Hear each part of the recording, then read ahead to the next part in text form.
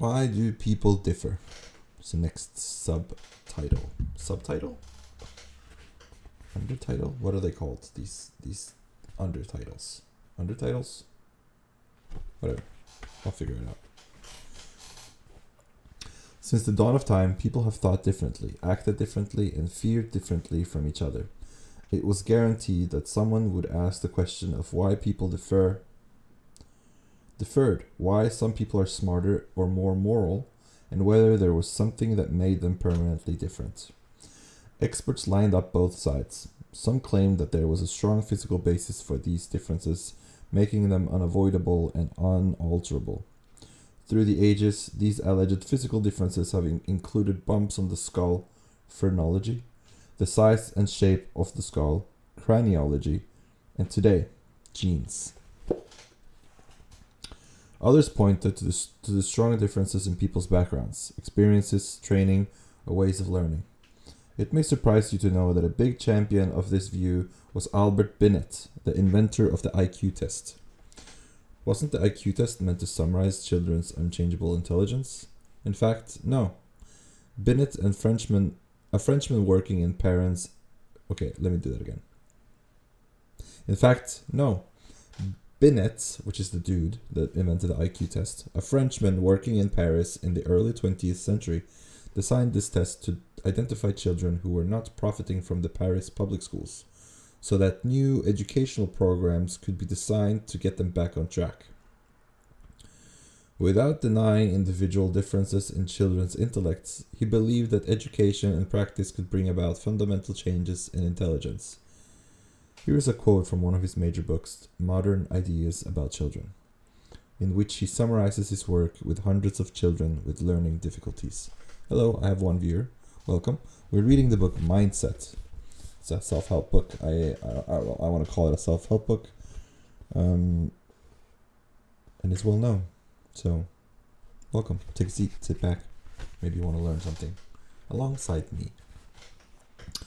So these are the words of Alfred Binet, the inventor of the IQ test. He says in his book Modern Ideas About Children, a few modern philosophers assert that individuals' intelligence is fixed quantity, a quantity which cannot be increased.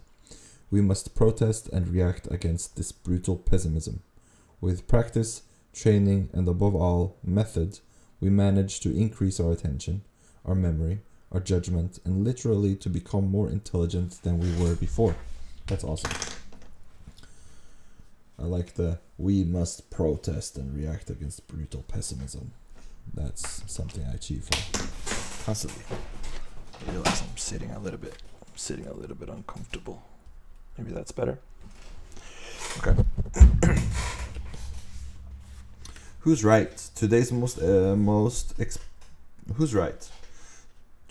most experts agree that it's not either or. It's not nature or nurture, genes or environments.